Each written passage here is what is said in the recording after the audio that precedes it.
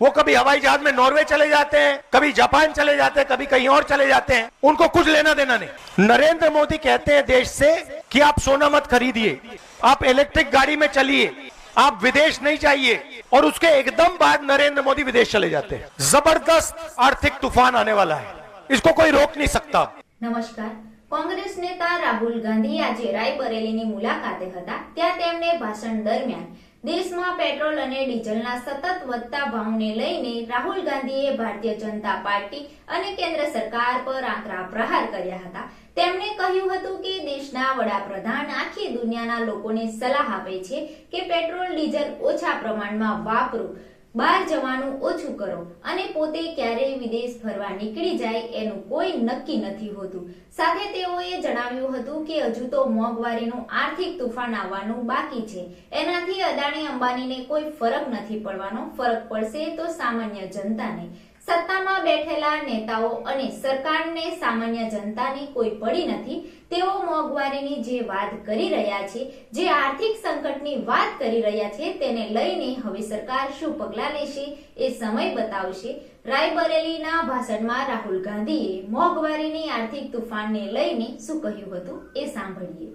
थोड़ा सा मैं आपको देश में जो हो रहा है उसके बारे में बता देता हूं। देखिए, पिछले 10 साल जनता का जो पैसा था, किसानों का पैसा था, मजदूरों के पास जो था, जो आप पैसा बचाकर घर में रखते थे, वो सारा का सारा नरेंद्र मोदी ने किसानों से, मजदूरों से, छोटे व्यापारियों से छीनकर जो आप पैसा बचाकर घर में रखते थे, वो सारा का सारा नरेंद्र मोदी ने किसानों से, मजदूरों से, छोटे व्यापारियों से छीनकर 2 अरबपतियों को पकड़ा दिया, अंबानी और अदानी। तो जो भी देश में धन है अब, वो सारा का सारा 2 लोगों के हाथों में है। एयरपोर्ट देखिए, पोर्ट देखिए, पावर स्टेशन देखिए, सीमेंट देखिए, देश की रक्षा की जो इंडस्ट्रीज हैं वो देखिए, सारे के सारे नरेंद्र मोदी जी ने चुने हुए लोगों को, अपने मित्रों को पकड़ा दिया। अब आप कहोगे भाई ठीक है, इससे क्या हो? मैं आपको बताना चाहता हूं। अब उन्होंने आपके जेब में जो था, जो आप घर में रखते थे, नोटबंदी करके छीन लिया। जो छोटे व्यापारी थे वो जीएसटी, गलत जीएसटी लगा के छीन लिया। कोविड में मजदूरों को, किसानों को, मजदूरों को तो उन्होंने हजारों किलोमीटर चलाया। तो जो आपके पास पैसा था वो आपके जेब में से निकल गया, और अब करोड़ों लोगों को सरकार भोजन देती। हमारी योजना थी भोजन का अधिकार योजना, मगर अब बीजेपी देती। अब हुआ क्या? ईरान में युद्ध शुरू हुआ, ईरान और अमेरिका का युद्ध हुआ, और ईरान ने अमेरिका के साथ लड़ाई करते हुए, ईरान ने हॉर्मूज, एक जगह है जहां से दुनिया का तेल निकलता है, उसने हॉर्मूज पर कब्जा कर दिया और कह दिया कि भैया हम तो नहीं छोड़ते। तेजी से पूरी दुनिया में तेल की कमी, खाद की कमी, डीजल की कमी अब शुरू हो रही है। नरेंद्र मोदी कहते हैं देश से कि आप सोना मत खरीदिए, आप इलेक्ट्रिक गाड़ी में चलिए, आप विदेश नहीं चाहिए, और उसके एकदम बाद नरेंद्र मोदी विदेश चले जाते हैं। जबरदस्त आर्थिक तूफान आने वाला है, इसको कोई रोक नहीं सकता। और ऐसा आर्थिक तूफान आने वाला है जो आपने और हमने पहले जिंदगी में कभी नहीं देखा। और चोट किसको लगेगी?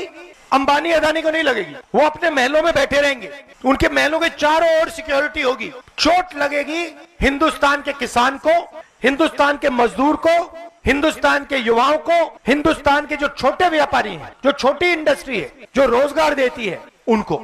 अब हम कह रहे हैं, महीनों से मैं कह रहा हूं कि आर्थिक तूफान आ रहा है, आप तैयारी कीजिए, क्योंकि लोगों को जबरदस्त चोट लगने जा रही है। पेट्रोल के दाम बढ़ने जा रहे हैं, महंगाई आसमान की ओर जाएगी, और वो कहते हैं राहुल गांधी को कोई समझ नहीं। और हम उनसे आज भी कह रहे हैं कि आप एक्शन लीजिए, जनता की रक्षा कीजिए, किसानों की रक्षा कीजिए, उनको कुछ लेना देना नहीं। वो कभी हवाई जहाज में नॉर्वे चले जाते हैं, कभी जापान चले जाते हैं, कभी कहीं और चले जाते हैं। क्यों? क्योंकि ये देखिए हमारे मीडिया वाले हैं यहाँ पे, अदानी का पूरा कंट्रोल इन पे है, अंबानी का पूरा कंट्रोल इन पे है। मैं इनसे पूछता हूं, भैया थोड़ा सा तो अपना काम कर लो।